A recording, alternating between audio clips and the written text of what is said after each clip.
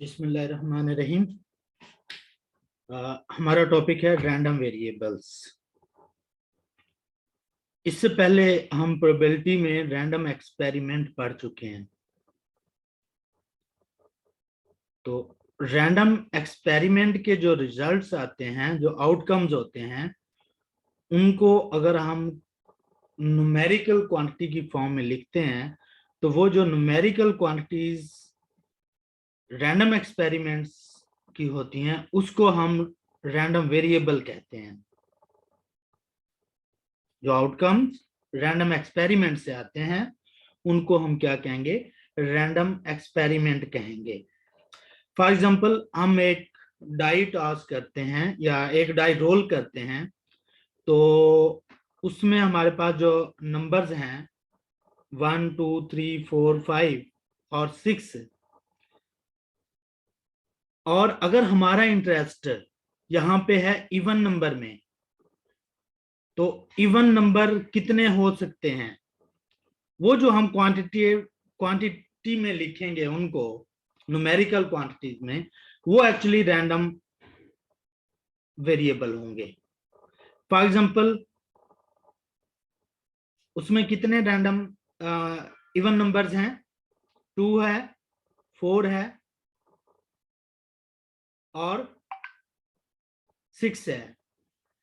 तो अगर हम एक यूं कहें कि हमने एक नंबर सिलेक्ट करना है, सॉरी, कोई भी नंबर्स, कितने भी नंबर्स हम कह सकते हैं कि हमने 2 नंबर सिलेक्ट करने हैं या 3 नंबर सिलेक्ट करने हैं। फॉर एग्जांपल, हम कहते हैं कि उसमें से हमने 3 नंबर्स सिलेक्ट करने हैं और हमारा इंटरेस्ट इवन नंबर में है, तो इवन नंबर्स कितने आ सकते हैं? या तो कोई भी ना आए, या एक सिलेक्ट हो सकता है, या 2 सिलेक्ट हो सकते हैं, या 3 सिलेक्ट हो सकते हैं। 3 से ज्यादा नहीं हो सकेंगे क्योंकि टोटल इवन नंबर ही हमारे पास जब डाई रोल करते हैं तो 3 होते हैं। तो ये जो हमारे पास 0 1 2 3 हमने इनको न्यूमेरिकल क्वांटिटी में लिखा है, ये एक्चुअली हमारे पास रैंडम वेरिएबल्स कहलाएगा।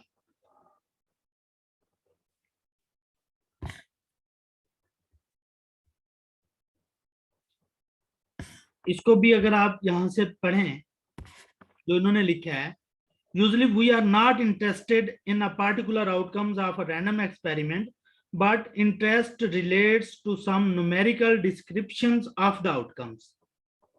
For example, when 2 coins are tossed, we may be interested only in the numbers of heads.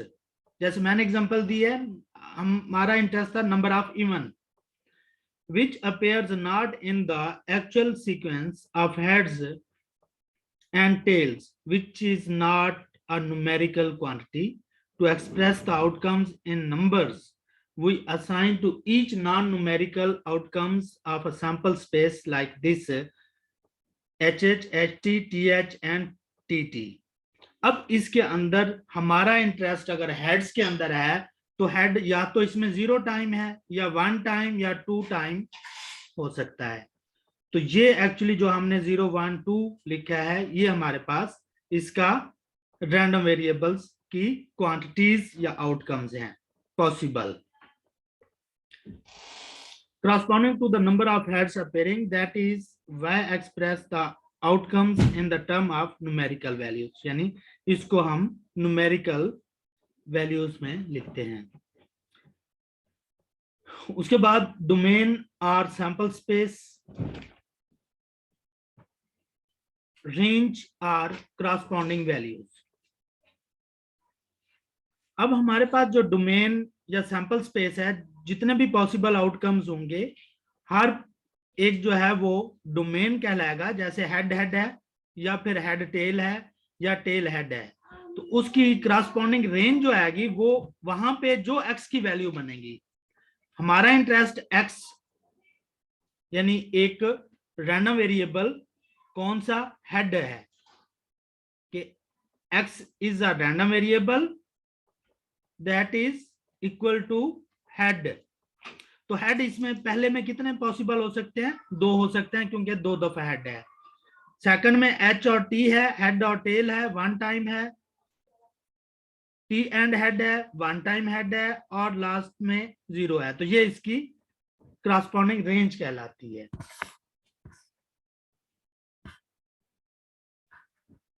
इसके बाद आपने देखना है, ये कुछ एग्जांपल्स ही उन्होंने दी हैं। यहां से it should be noted that in above definition a function has been named as a random variable. यानी डेफिनेशन हम इसकी कर चुके हैं कि जो भी आउटकम्स रैंडम एक्सपेरिमेंट से आते हैं उसको हम रैंडम वेरिएबल्स कहते हैं। ये सेकंड लाइन में ये डेफिनेशन भी यहाँ पे लिखी हुई, इसको देख लेना। This terminology through appropriate and somewhat unfortunate is universally accepted and used। ये तो उसका वो बताया। अब इसके डिफरेंट नाम भी हैं रैंडम वेरिएबल्स के। ये एमसीक्यूज के लिहाज से ये जो पैराग्राफ है नीचे वाला वेरी इंपॉर्टेंट है कि रैंडम वेरिएबल को हम चांस वेरिएबल भी कहते हैं, स्टोकास्टिक वेरिएबल भी कहते हैं, और सिंपली या वेरिएट भी कहते हैं, और इसको डिनोट हम r.v के साथ करते हैं।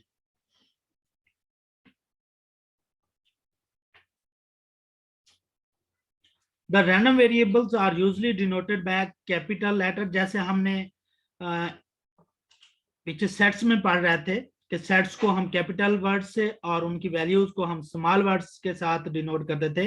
इसी तरह यहाँ पर जो रैंडम वेरिएबल्स हैं इनको capital Latin letters X Y Z के साथ डिनोट करते हैं, और इनकी वैल्यूज को स्मॉल लेटर्स के साथ, स्मॉल एक्स वाई जी वगैरह के साथ हम डिनोट करते हैं।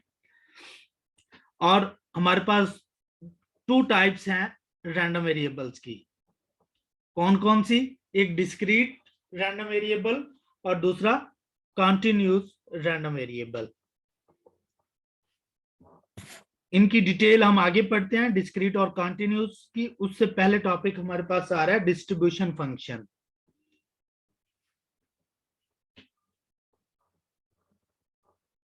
डिस्ट्रीब्यूशन फंक्शन को हम कम्युलेटिव डिस्ट्रीब्यूशन भी कहते हैं, कम्युलेटिव डिस्ट्रीब्यूशन फंक्शन भी कहते हैं। सीडीएफ के साथ इसको डिनोट किया जाता है, या फिर इसको कैपिटल एफ इंटू एक्स कहते हैं। The distribution function of a random variable x denotes by f of x and is defined by f of x is equal to probability of x less than or equal to x। यानी ये function जो है एक probability देता है किसी एक specific x की किसी स्पेसिफिक वैल्यू तक की। यानी उससे अगर हम एक वैल्यू लेते हैं, फॉर एग्जांपल हम 2 लेते हैं, तो 2 या उससे लेस सब रैंडम वेरिएबल्स की ये प्रोबेबिलिटी देगा। उनकी जो वैल्यूज होंगी 0 की भी देगा, 1 भी, 2 भी और 3, उससे लेस जितना भी होगा उसको कम्युलेट करके वो प्रोबेबिलिटी देता है। इसलिए इसको कम्युलेटिव प्रोबेबिलिटी कहते हैं। सपोज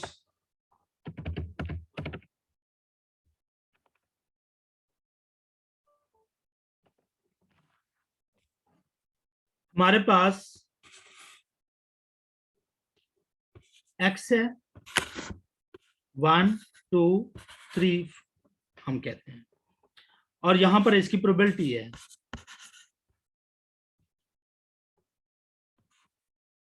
1/7,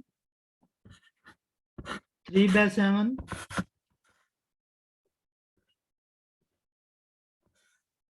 2/7, और यहाँ पे कितनी आएगी, क्योंकि प्रोबेबिलिटी का सम जो है जब हम करेंगे वो 1 से बड़ा नहीं होना चाहिए, तो ये 1/7 हो गया। अब जब हम डिस्ट्रीब्यूशन फंक्शन बनाते हैं, हम फॉर एग्जांपल क्या है कि probability of x less than और इक्वल टू, वैल्यू मैं यहां पे लिख लेता हूं 3। ये एफ ऑफ 3 हमें एक्चुअली बता रहे हैं डिस्ट्रीब्यूशन फंक्शन में। जैसे एफ ऑफ एक्स अगर हम 3 लेते हैं x की जगह पे, तो ये हमें प्रोबेबिलिटी देगा probability of x less than और इक्वल टू 3, यानी 3 या उससे पिछली सबको सम करके प्रोबेबिलिटी देगा। तो इसका आंसर क्या आएगा, 1/7 प्लस 3/7 प्लस 3 के आगे क्या है 2/7, तो ये हमारे पास 6/7 f(3) हो जाएगा। इसी तरह f(4) अगर हम करेंगे तो वो 7 भी उसमें ऐड हो जाएगा, तो ये 7/7 1 के इक्वल आ जाएगा। डिस्ट्रीब्यूशन फंक्शन की और प्रॉपर्टीज ये होती हैं कि f of infinity minus infinity अगर हम लेते हैं तो इसका आंसर खाली होता है या 0 होता है इसकी प्रोबेबिलिटी, और अगर f ऑफ प्लस इंफिनिटी हो तो ये इक्वल टू 1 होगा।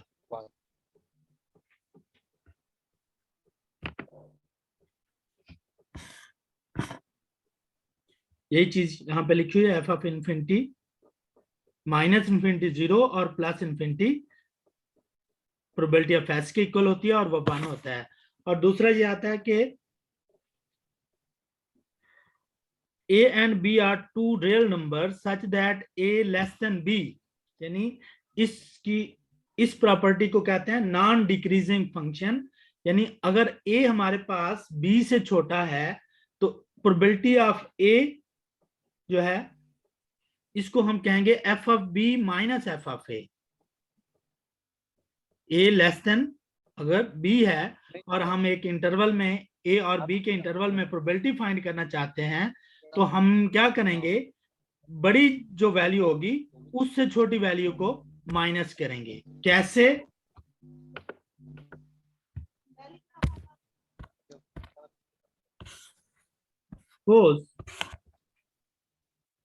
ये हमारे पास टोटल एरिया है, इसके यहां पे कहीं b है, b की प्रोबेबिलिटी, और यहां पे कहीं a की प्रोबेबिलिटी है।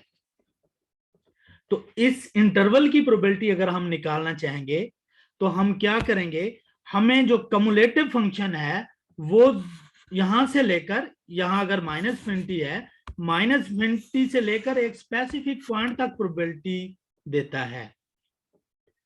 अगर हमने इंटरवल इसकी करनी है तो हमें क्या करना पड़ेगा, पहले एफ ऑफ बी फाइंड कर लेंगे जो कि ये रेड लाइन तक इतनी प्रोबेबिलिटी देगा, फिर हम माइनस इसमें एफ ऑफ ए कर देंगे, इट मींस कि ये एफ ऑफ ए हमें ये वाली प्रोबेबिलिटी देगा। तो हमारे पास बाकी जो इंटरवल में बच जाएगी वो ये बच जाएगा ए और बी के दरमियान वाली ये प्रोबेबिलिटी बच जाएगी।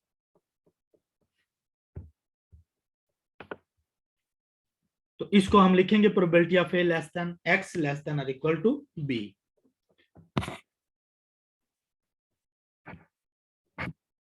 तो इसकी यही प्रॉपर्टीज कहलाती हैं कि F of minus infinity 0, F of plus infinity 1, F of X is non decreasing function और F of X is continuous at least on the right of the each x.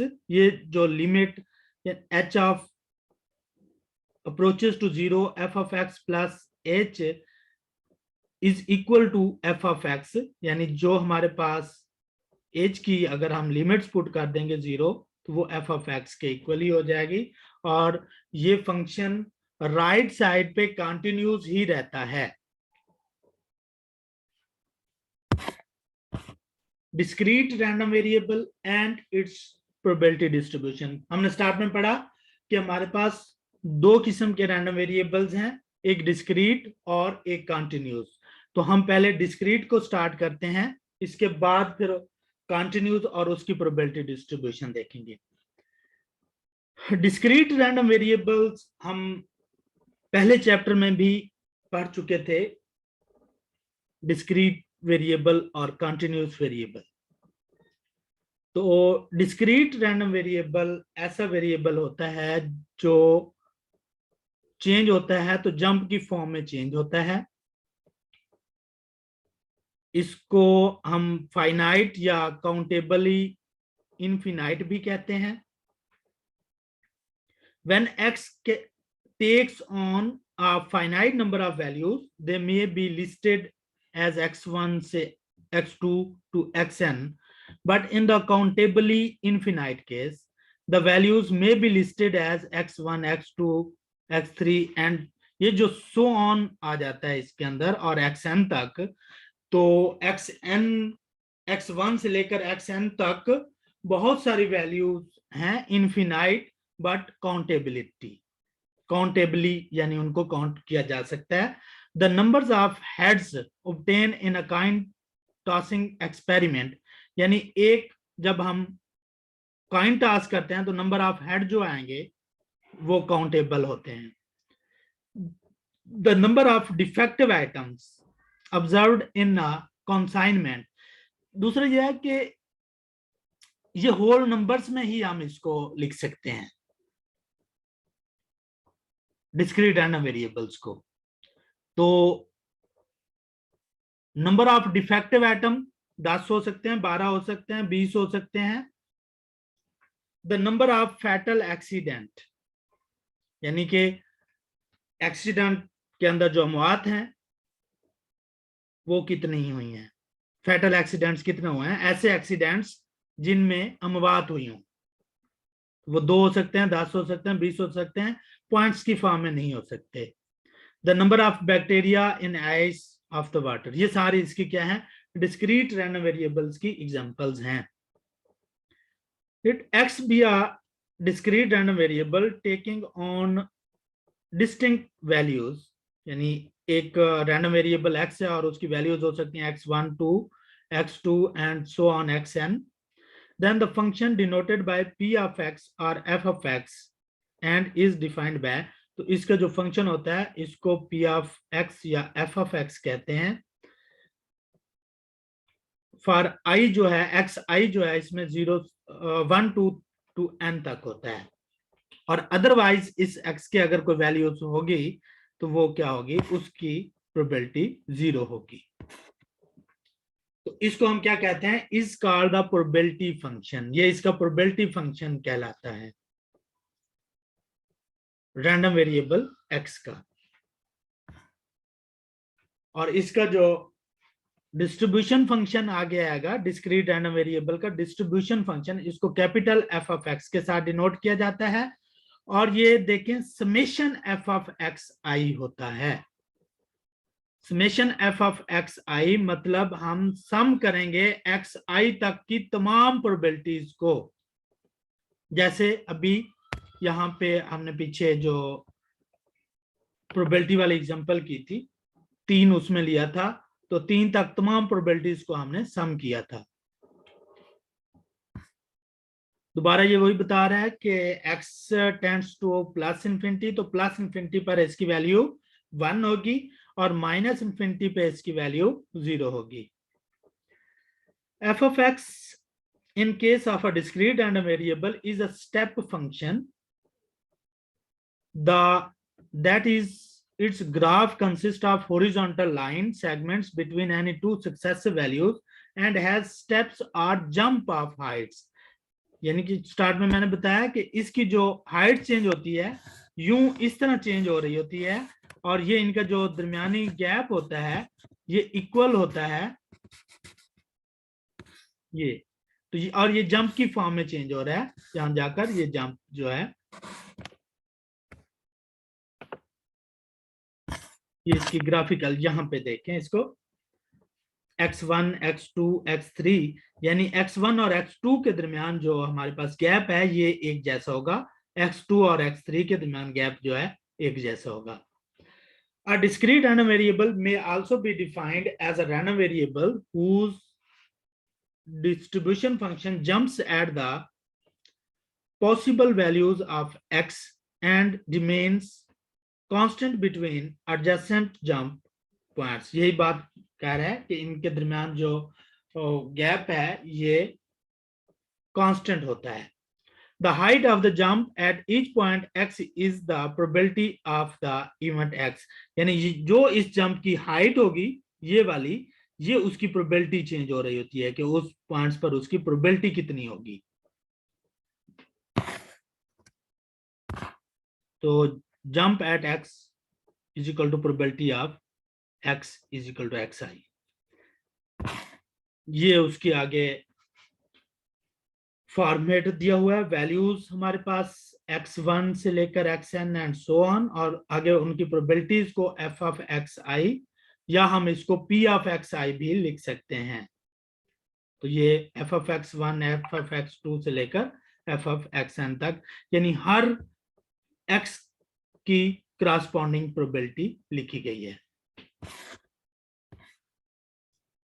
और ये डिस्क्रीट प्रोबेबिलिटी डिस्ट्रीब्यूशन का graph show किया गया है, हर value की अलग-अलग, यानी x1 की ये प्रोबेबिलिटी यहाँ पे शो हो जाएगी, x2 की, यानी ये हमें बता रहा है कि जिसका हाइट ज्यादा होगी उसकी प्रोबेबिलिटी जो है वो ज्यादा होगी, जिसकी इस लाइन की हाइट कम होगी उस एक्ट की प्रोबेबिलिटी भी कम होगी।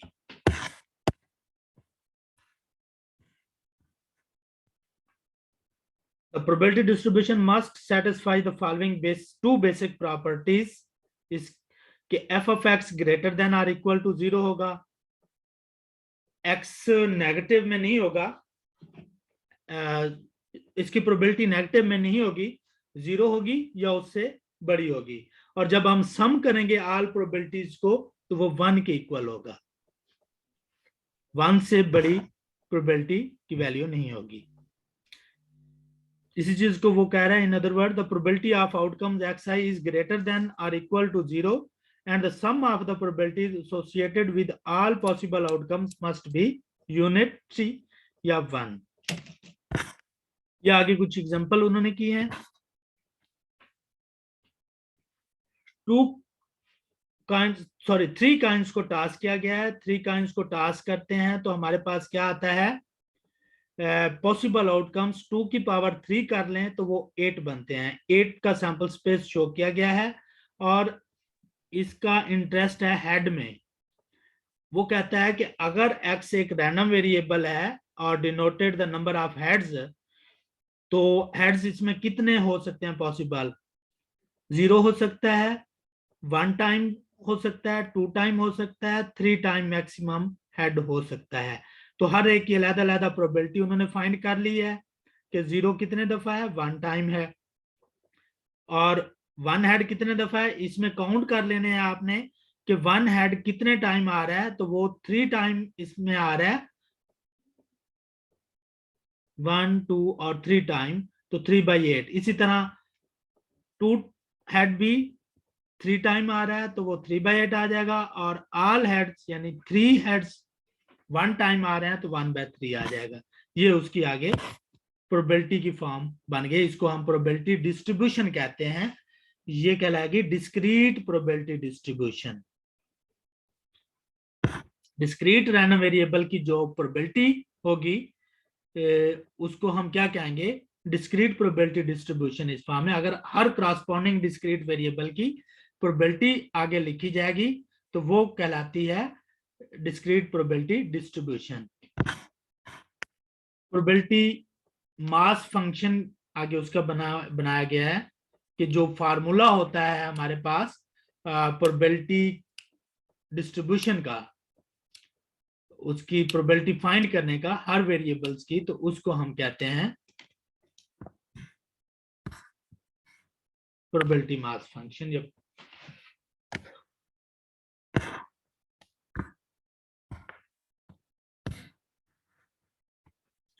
to obtain a formula we express for x heads to be selected out of 3 heads and for the denominators for all values. Now x heads can be selected in 3 out of x, 3 over x या 3 combination x इसको कहेंगे ways, and the total number of outcomes is 8, तो हम उसको divide 8 पर करेंगे। Therefore the desired probability distribution in the form of equation is probability of x equal to x3 c x over 8।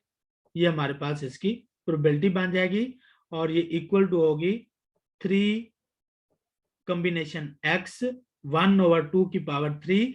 ये जो 8 नीचे लिखा गया है इसको 1/2 की पावर 3 बना दिया गया है, क्योंकि ये 1/8 बन जाएगा अगर 3 को आप 2 की पावर 3 में ले जाएंगे। ये आगे उनकी डिस्ट्रीब्यूशन को इस तरह उन्होंने बनाया गया है। ये इसका डिस्ट्रीब्यूशन फंक्शन बनाया है। डिस्ट्रीब्यूशन फंक्शन हमें क्या बता रहा है कि 0 पर तो इसकी 0 होगी प्रोबेबिलिटी, 0 से 1 तक 1/8, 1 से 2 तक 4/8, 2 से 3 तक 7/8 और 1 से ग्रेटर तक जो होगी, सॉरी x से greater than or equal to अगर 3 होगा तो वहां पर इसकी प्रोबेबिलिटी डिस्ट्रीब्यूशन फंक्शन 1 होगा, क्योंकि जो स्पेसिफिक वैल्यू होती है उससे लेस ये सब को प्लस कर करके ये हमें बता रहा था प्रोबेबिलिटीज। जो हमारे पास यहाँ पे बना था 1/8, अगले की प्रोबेबिलिटी 3 + 1 4/8, अगले की प्रोबेबिलिटी 3 प्लस पिछले 4 तो 4/8 7/8 और एंड पे 8/8 1 हो जाएगा, जो ये फॉर्मेट बनाया गया। और इसका अगर डायग्राम बनाएंगे, ये हमारे पास कम्युलेटिव का है जो राइट साइड पे है, और ये इसकी हमारे पास प्रोबेबिलिटी का बनाया गया है ग्राफ। ये आगे कुछ एग्जांपल्स हैं।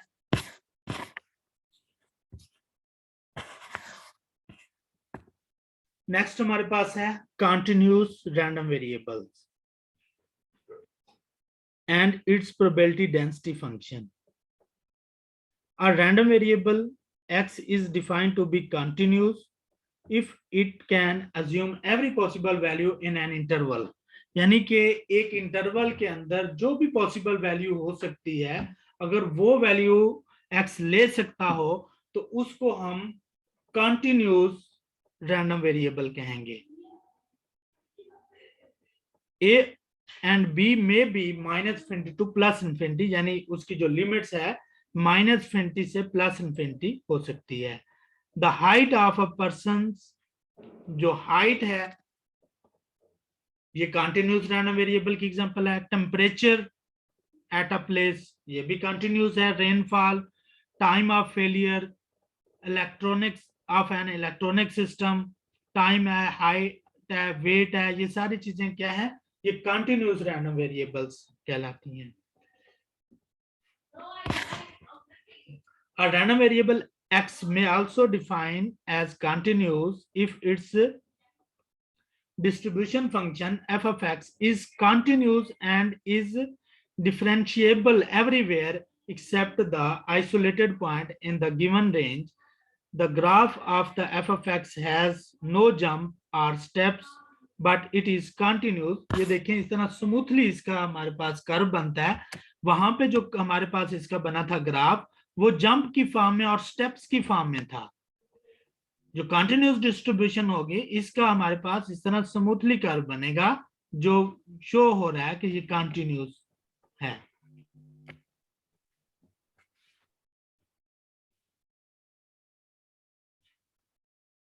Let the derivative of f of x be denoted by f of x. अगर हम डिस्ट्रीब्यूशन फंक्शन का डेरिवेटिव लेते हैं तो वो इसका पीडीएफ बन जाता है। कंटिन्यूअस डिस्ट्रीब्यूशन जो होती है उसका हम क्या कहते हैं, उसके फंक्शन को हम पीडीएफ कहते हैं, प्रोबेबिलिटी डेंसिटी फंक्शन कहलाती है। Since f of x is non decreasing, so f of x greater than or equal to 0 होगा। और कैपिटल f of x जो है ये अगर फाइंड करना हो तो आप -∞ यानी लोअर लिमिट से लेकर x तक जो भी रैंडम वेरिएबल इस्तेमाल हो रहा है उस तक उसकी इंटीग्रेशन ले लें, तो वो हमारे पास किस चीज की इंटीग्रेशन लेनी है आगे, पीडीएफ की, और वो f of x बन जाएगा।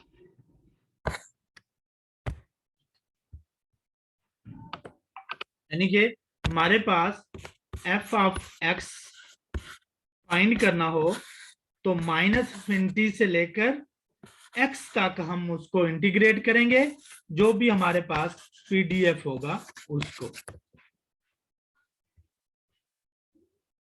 और अगर आपके पास डिस्ट्रीब्यूशन फंक्शन गिवन है, उसका आपने पीडीएफ बनाना है, तो आप डेरिवेटिव लोगे उसका, तो वो पीडीएफ बन जाएगा।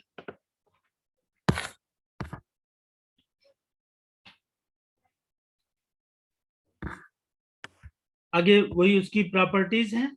F of x greater than or equal to 0 for all x, -∞ से +∞ एफ ऑफ एक्स, यानी कि जो सम ऑफ प्रोबेबिलिटी है इसका अगर निकालें तो उसको हम इंटीग्रेट करते हैं -∞ से +∞ तक एफ ऑफ एक्स को, तो वो 1 के इक्वल होगा। और ये प्रॉपर्टी सेम उसी तरह है, probability of C less than or equal to X less than or equal to D, तो ये F of D minus F of C बन जाएगा। सी हमारे पास छोटी वैल्यू है और डी जो है बड़ी वैल्यू है, तो जब इसकी इंटरवल में हम प्रोबेबिलिटी फाइंड करेंगे तो बड़ी वैल्यू से छोटी वैल्यू को माइनस करते हैं, तो उस इंटरवल की हमारे पास वैल्यू आ जाती है, प्रोबेबिलिटी आ जाती है।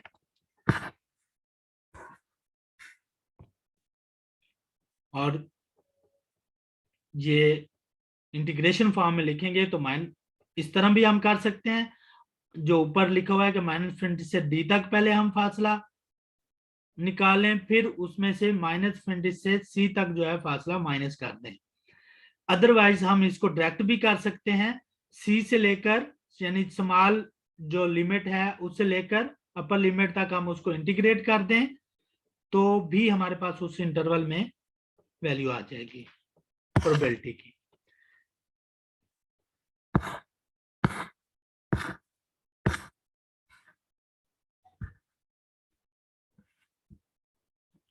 The quantity f of x d of x is called the probability differential or probability element of f of x. So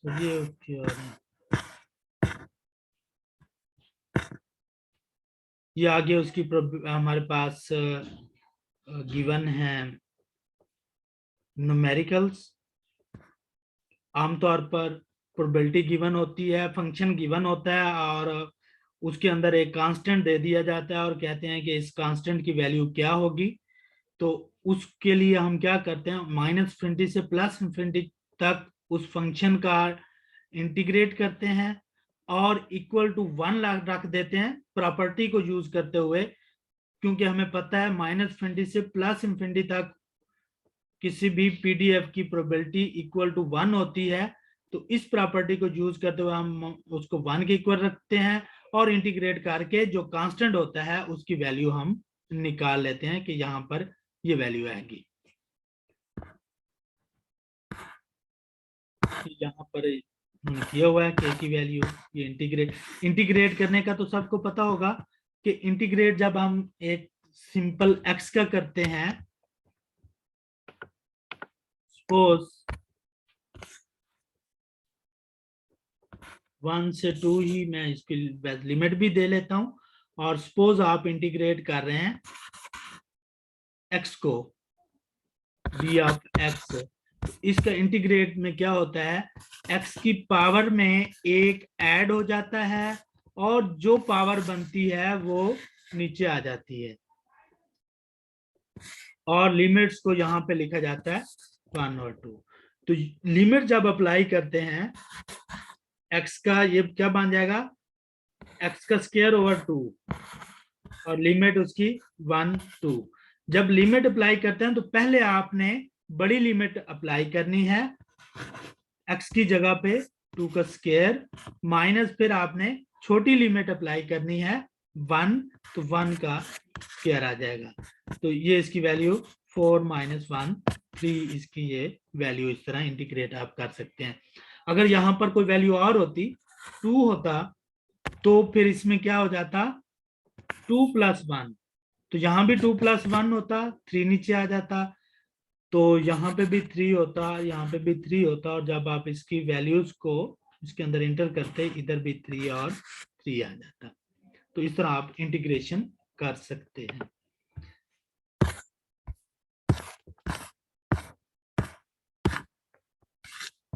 ये भी न्यूमेरिकल एग्जांपल है।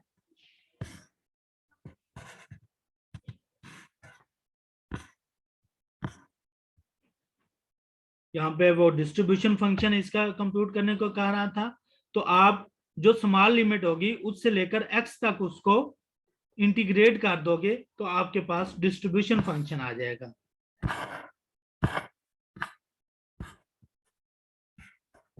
ये एक और एग्जांपल इस दी हुई है।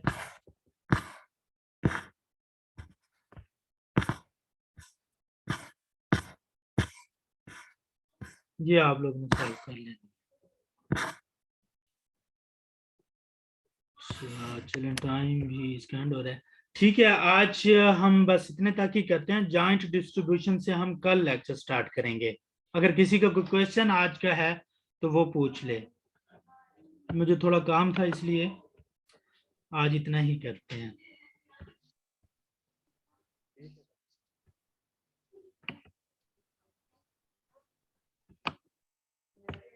यहां तक जो हमने पढ़ा है, अगर किसी का कोई क्वेश्चन है तो पूछ सकता है।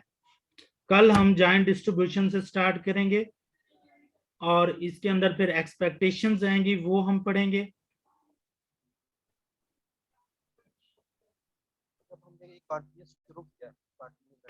आवाज नहीं आ रही। मैंने कहा जब हमने ये कंटीन्यूअस रैंडम वेरिएबल शुरू किया था, हाँ, तो इसमें हमने पढ़ा था आवाज आपकी कि बहुत स्लो है। ये रैंडम कम आ रही है आवाज। काफी कम आ रही है। अब आ रही है आवाज। हाँ, अब ठीक है। अब ठीक है। अच्छा, वो ना, ये हमने पढ़ा था कि continuous it is differentiable everywhere except eight isolated point. ये आइसोलेटेड पॉइंट क्या मतलब कि हम इसको जो मैं हर आ जाता हूँ, उधर ही आ जाता हूँ। ग्रुप में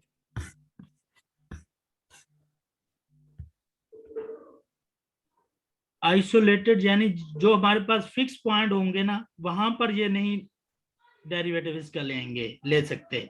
थोड़ा सा और ऊपर। जहां पर कांस्टेंट होगा, जो कांस्टेंट अच्छा, पॉइंट होंगे वहां पर उसका डेरिवेटिव नहीं ले सकते। डेरिवेटिव हम उसी वक्त ही लेते हैं जब कोई इंटरवल वेरिएबल उसमें साथ हो, आ रहा होगा, दो वैल्यूज के इंटरवल होगा। दरमियान। हाँ, जब हम उसको काउंट कर रहे होंगे किसी स्पेसिफिक वैल्यू, अगर सिर्फ हम सी पर डेरिवेटिव लेना चाहें जैसे ये है, या डी पर हम डेरिवेटिव लेना चाहें तो वो पॉसिबल नहीं होता। कांस्टेंट का डेरिवेटिव जो है वो 0 कर देता होता है। यानी आइसोलेटेड पॉइंट का मतलब है वो कांस्टेंट वैल्यू को। आई थिंक ये उसी तरह होगी, कांस्टेंट वैल्यू पर हम उसको डेरिवेटिव नहीं ले सकते। थोड़ा सा ऊपर देखें, बैक थोड़ा सा ऊपर। कहाँ पे? ये देखिए। हाँ, तो वही है ना, ये वाले पॉइंट्स इसी डायग्राम में ही है उसके साथ ही। ठीक होगा। मजीद इस पे अगर किसी को और पॉइंट क्लियर है तो वो भी बोल सकता है इस पे, क्योंकि वो यहाँ पे कह रहा है is continuous and is differentiable everywhere except eight isolated points. Isolate. यानी जो फिक्स पॉइंट्स होंगे वहां पर उसको हम डेरिवेटिव नहीं ले सकते। ठीक है।